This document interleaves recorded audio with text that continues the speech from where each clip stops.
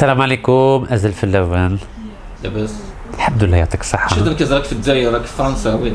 شوف الحمد لله عندي باسبور جزائري نروح أي بلاصة يعني باغي نروح ليها والحمد لله بالفيزا بلا فيزا الحمد لله. سي كاتاستروفيك كاتاستروفيك. 128 morts 128 موتى الله يرحمهم. C'est grave et c'est catastrophique pour l'image des musulmans en France, en Europe et dans le monde entier, et je crois que c'est le début de la fin de la communauté musulmane ici en Europe. Bien sûr qu'il est là. Où voulez-vous qu'il soit? Tout son staff médical est au Val-de-Grâce. Parce qu'il faut savoir que le Val-de-Grâce est toujours ouvert aux personnalités. La plupart des services ont été fermés, mais pour les personnalités politiques et militaires, le Val-de-Grâce est toujours disponible, et ça rentre dans la convention qu'il y a entre la France et l'Algérie pour ne surtout pas dire la vérité au peuple algérien, et ça je ne peux pas l'accepter. C'est la raison pour laquelle j'ai fait cette vidéo devant le Val-de-Grâce. D'ailleurs c'était même repris par la dépêche AFP, dans une dépêche AFP. C'est la première fois que l'AFP reprend cette dépêche, tout simplement parce que c'est vrai. La clinique de Grenoble a démenti formellement que Bouteflika soit à Grenoble. Le Val-de-Grâce n'a pas démenti. Alors tu me fais comment la gueule?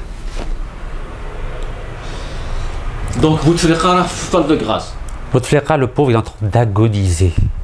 Allah est chefé. Et le problème, c'est que j'ai pas envie que l'Algérie agonise et que le peuple algérien agonise. Alhamdulillah, 70% تاع الشعب الجزائري عنده قل من 30 سنة.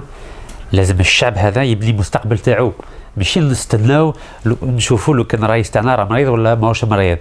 الحمد لله خدم البلاد 16 سنة، الله يكثر خيره، ولكن اليوم لازم يحبس، اي سورتو اللي راهم يخدموا باسمو لازم يحبسوا هذه لا بياس دو تياتر. بزاف بزاف بزاف يحشموا شويه ونبنوا على جديد، واللي يخون نسمحوا له، وحتى واحد ما نحاسبوش ان شاء الله، ما يخافوا والو.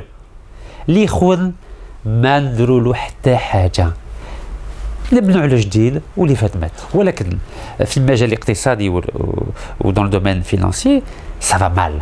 علاش 98% 98% تاع الميزانيه تاع بلادنا راهي تاكله على الغاز والبترول. Donc on peut pas bâtir une économie qui est basée exclusivement sur le pétrole et le gaz, et ça fait 53 ans que ça dure. Il y a une raison simple.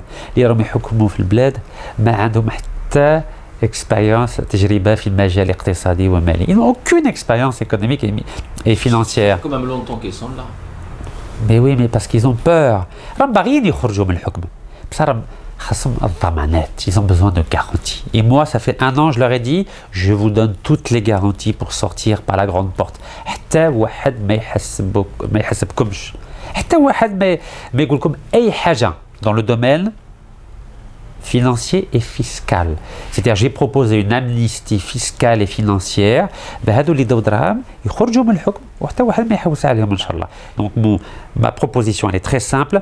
Je préfère pardonner à ceux qui ont volé 20 milliards de dollars à l'Algérie afin de récupérer chaque année 15 milliards de dollars pour bâtir une économie forte basée sur l'agriculture, l'industrie, le tourisme culturel, Inch'Allah, et bien sûr une pépinière de petites entreprises pour créer des milliers d'emplois في الجزائر Inch'Allah.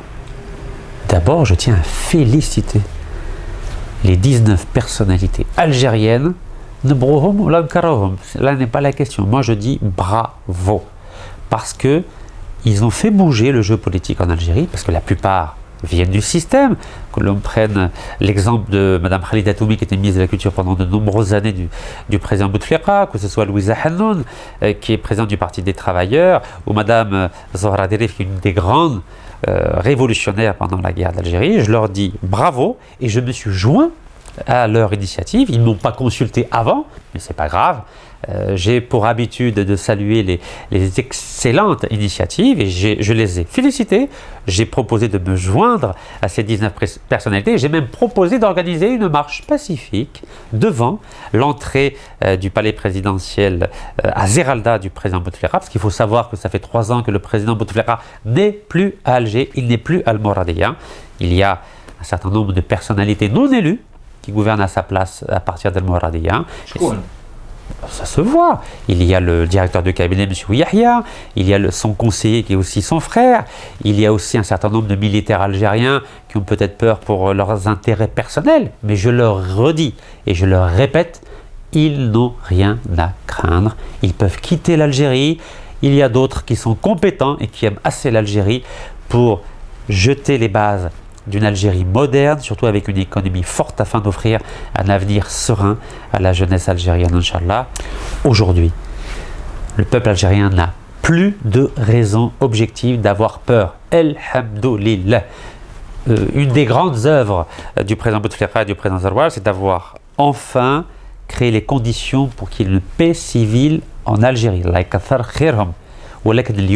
Nous avons besoin d'hommes et de femmes politiques qui ont des compétences et une expérience dans le domaine économique, car c'est l'urgence absolue aujourd'hui. Et le peuple algérien n'a pas besoin d'avoir peur du changement. Je vous donne un exemple. Alhamdoulilah.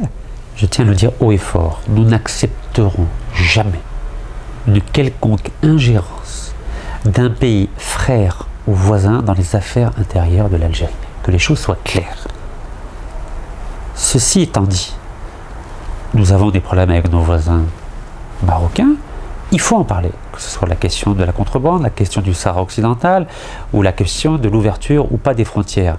Mais il faut en parler de façon diplomatique. Nous avons des ambassades, nous avons des ministres des Affaires étrangères. Je crois que c'est le moment d'avoir un débat sans tabou avec le Royaume du Maroc pour régler définitivement ces questions-là. Car comme je l'ai dit et je le répète, le peuple marocain, c'est un peuple musulman, c'est un peuple berbère, c'est un peuple arabe, c'est un peuple frère. Et je crois qu'entre frères, on peut régler nos problèmes sans essayer de créer des divisions à l'intérieur de chacun de nos pays. Et je tiens à le dire, puisque je suis algérien à 100% à la fois berbère et arabe, je n'accepterai jamais qu'on utilise la question de l'identité culturelle berbère en Algérie pour créer la fitna en Algérie. La question de l'identité amazigh en Algérie, elle est cruciale, c'est la raison pour laquelle, je l'ai dit et je le redis, je suis pour l'officialisation de la langue tamazight en Algérie, mais je souhaite que l'Algérie reste algérienne, c'est-à-dire qu'il n'y ait aucune wilaya ou région qui soit autonome tant que nous avons du pétrole et du gaz dans uniquement 8 wilayas du pays. Quand il n'y aura plus de pétrole et de gaz, on pourra réfléchir de façon apaisée, sereine, à une décentralisation des pouvoirs en Algérie, mais je ne pense pas que ce soit le moment aujourd'hui. Dans 90% des cas, il y a une liberté au niveau des télévisions et des journaux algériens. Mais dès qu'on touche à des intérêts de certaines personnes au pouvoir, tout d'un coup, la liberté n'existe plus. Et c'est pourquoi j'étais un des premiers à avoir condamné la fermeture de l'émission de M. Moustapha Kessassi, donc Al Jazeera TV, Weekend TV, et j'étais celui aussi parmi ceux qui ont condamné la fermeture pure et simple de la chaîne Al-Watan TV. J'étais à New York à ce moment-là, et c'est inacceptable. Et c'est la raison pour laquelle je me suis engagé, si un jour nous prenons le pouvoir en Algérie, à rétablir et l'émission et la chaîne de télévision Al-Watan TV.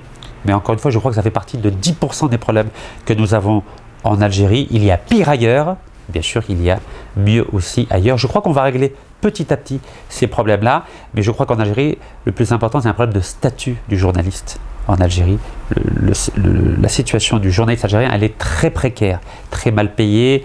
On ne garantit pas assez la profession du journaliste. Et il y a aussi le problème du fait que les chaînes de télévision privées n'ont pas le droit d'avoir leur propre siège social en Algérie. Non, soyons sérieux. Je ne pense pas que le général Taoufik soit parti des services de renseignement algériens. D'ailleurs, je crois que ce serait une erreur de se priver de l'expérience d'un grand monsieur qui a peut-être une zone d'ombre pendant la décennie noire, mais je crois que depuis 1999, il fait un travail formidable avec l'ensemble des services secrets algériens, et je crois que simplement c'est une manipulation de la France qui a demandé officiellement de dire que le général Taoufik a été limogé pour empêcher certains généraux algériens de passer au tribunal de La Haye par rapport aux événements qui se sont passés en France entre 1995 et 97. Et je crois qu'il faut mettre fin à cette pression permanente de la France. D'être plus clair là-dessus.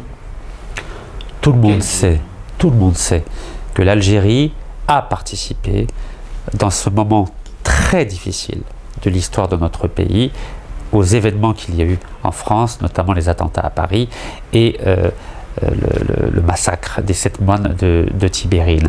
Mais encore une fois, je ne juge personne, mais je n'accepte pas que la France utilise ce chapitre noir de l'histoire de notre pays pour faire pression sur les dirigeants politiques et militaires actuels afin d'obtenir en échange des contrats pétroliers et gaziers à l'avantage exclusif de la France. Et il y a notamment ce fameux contrat de la honte qui était signé en 2002 sous pression de la France pour accorder 65% du gaz naturel d'Adrar à la France jusqu'en 2043. Et comme je l'ai dit et je le répète, je demande à ceux qui dirigent le pays aujourd'hui de laisser leur place pacifiquement, gentiment à une nouvelle génération qui veut le bien de l'Algérie, et nous ne les poursuivrons pas. Et s'ils n'ont pas compris le message, je crois, Inch'Allah, que s'ils persistent dans l'erreur, il y a la loi de la nature, et je crois qu'ils mourront avant moi, si Dieu, bien sûr, nous prête la vie. Donc mieux vaut qu'ils partent dans de bonnes conditions pour laisser l'Algérie tranquille à ses enfants et à tous ses enfants, à la fois d'Algérie et d'ailleurs, car ne l'oublions pas, le drame de l'Algérie de ces 25 dernières années a causé le départ de plus de 3 millions d'Algériens, et je souhaite que ces 3 millions d'Algériens reviennent en Algérie avec leurs compétences, leur amour de l'Algérie, pour bâtir cette nouvelle Algérie qui appartiendra à tous les Algériens, sans distinction ni d'origine, ni de région, ni d'obédience philosophique ou religieuse. Merci. Merci à vous. Barakallahu fik. Shukran al-dawa. صحيح. Yatik sah.